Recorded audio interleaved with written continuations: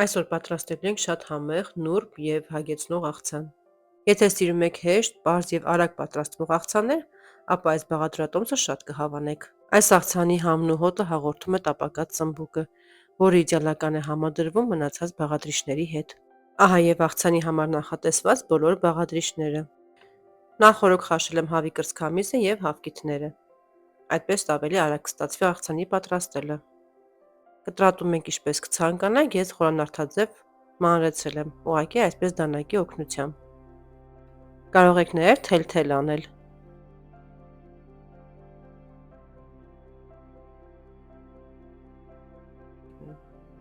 Խորանարդաձև կտրատում ենք նաև հավկիթները։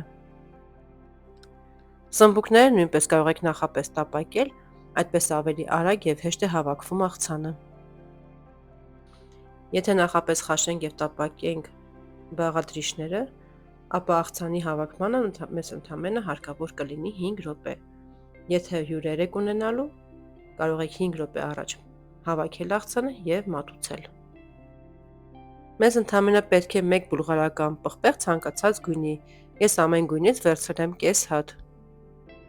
Պղպեղը նույնպես կարող եք կտրատել բարակ երկարավուն կամ խորանարդաձև, արեք այնպես, ինչպես ձեզ հարմար է։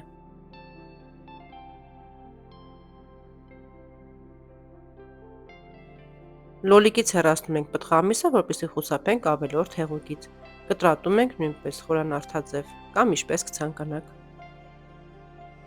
Հարգելին այս բաղադրիչները և հստակ քանակը գրված կլինի նկարագրության բաժնում։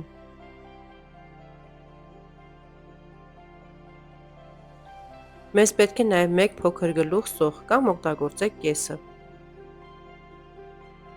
Կախված հյուրերի կամ ընտանիքի անդամների քանակից կարող եք չափաբաժինը փոփոխել, ավելացնել կամ պակասեցնել։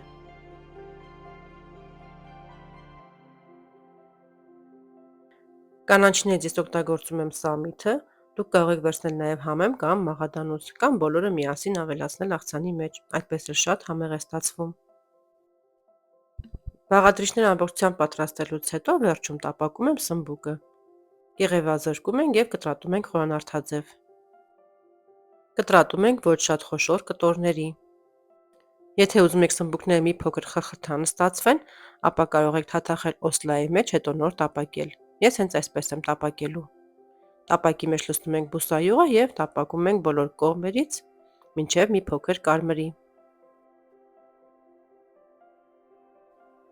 Այս ընթացքում ոչինչ չենք համեմում, համեմելու ենք վերջում, բոլորը միասին։ Ահա պետք է ստանանք այսպիսի թեթև ոսկեգույն երանգով սմբուկներ։ Վերցնում ենք կրակի վրայից, թողնում ենք ամբողջությամբ սառի, որից հետո ավելացնում ենք աղցանի վրա։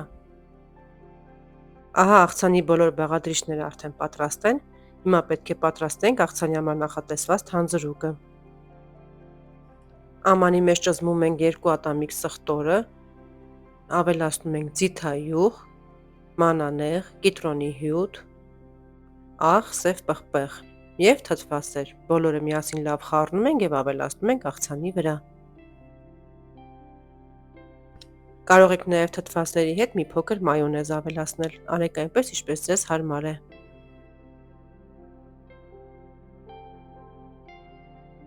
Լավ խառնում ենք և ավելացնում ենք աղցանի վրա։